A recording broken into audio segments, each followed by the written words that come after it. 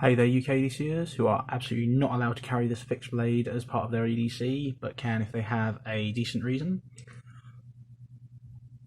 This is a rather special knife. This was my first ever purchase from Heinnie Haynes in the UK. I bought this in either 07 or 08. I think it was 07, but I can't remember that far back. It was over 10 years ago. This was the most expensive piece of my collection for a very long time. I was quite young when I bought this, about 18, 19, something like that, and I didn't really quite know what I had. So, and I do really like this thing. This is the Sentou Kokutan. Sentou is the Japanese word for combat, which is just the company's name, the guy's name. I think this is maybe one guy. I'm not sure on that. It's a very small operation if it's a company though. And Kokutan is their ebony. So it's this handle is ebony wood, which is really quite stunning. Now, because I had this when I was very young and I didn't really know too much about knives back then, I just liked them and liked buying them. This thing is battered, but it's still perfectly serviceable as a knife, and it's still quite elegant. So I can't remember how it came boxed. I think it was a real plain white box, and you just slid this out and it was in a plastic packing, so nothing too crazy. You get this pleasant sheath for it, just leather with a little lanyard loop around there for your leg, and then you can either just slide that to the side or you can pop it off, but I don't know why you'd bother when you can just slide that. But let's get rid of that. So there it is.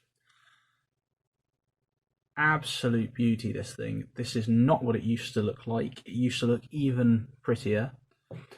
This blade here used to be more faded kind of thing. It used to have like the Hammond heat treat thing, and you could see this Hammond line more, like less, I guess.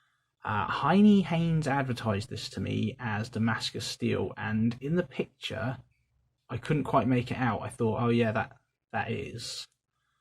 And then when I got it, it wasn't. So I figured I'd just etch it. Yeah, you can imagine how well that went.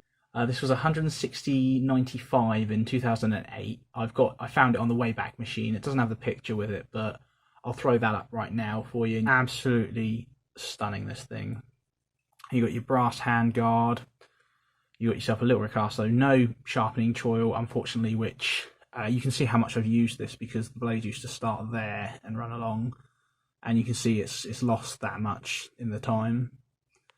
Get a lanyard hole here, your brass pins with steel pins through it. You can see some damage to the ebony wood here, unfortunately. It is very nice in the hand. It's quite heavy. I think, it's nearly a kilogram, like 700 grams basically. 23 centimeters blade length, 36 centimeters overall, and you have a 13 and a bit centimeter handle length. This thing has been through a lot, mainly back garden stuff, just beating things. Half the reason it's been sharpened so much is because I was cutting things with nails in it like an idiot, and yes, I blunted this numerous times, and obviously I had to sharpen it out when I sort of figured out maybe not such a good idea on a nice Japanese piece like this. You got their very stylistic sort of half forged blade. You can sort of see the laminations in the top. They're sort of like a different colour. It's not going to show up so well there because the focus is, there you can sort of see it there. You can see the sandwich of steels there at the top. And on this side, I believe that Japanese stamp is, it either says Sentou or Sentou Kokutan or the maker's name. I couldn't tell you. I can barely read it. But there's that. This thing gets absolutely screaming sharp. This is the sharpest knife I've got.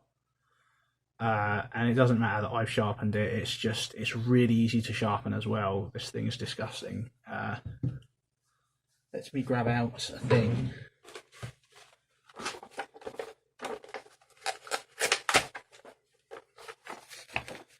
This is meant for like bushcraft, well, hunting and stuff, but look.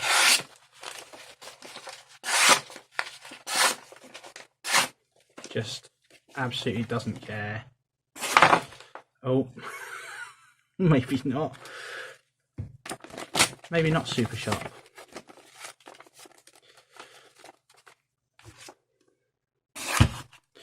Nah, sort of anyway. But it's the sharpest one I've got.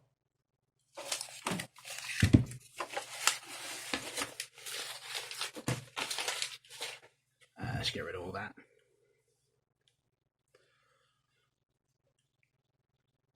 So yeah, it's a fairly thick blade, but it's long enough that it doesn't matter. It was very slightly hollow ground. Found that out while trying to sharpen it wrong. There are a lot of things I did wrong with this one. Here we go. Let's get rid of all my mucky fingerprints on it. There we go. But yeah, unfortunately, I don't know much else about this.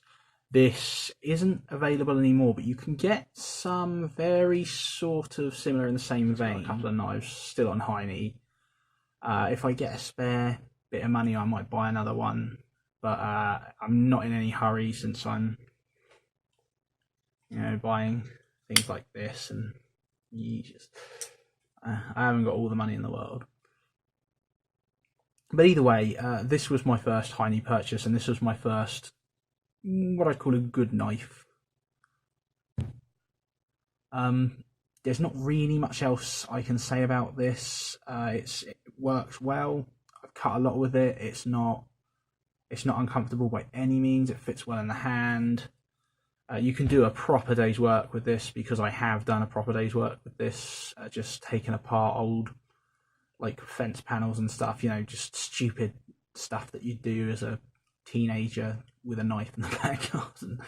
But it worked perfectly well for that. Really stood the test.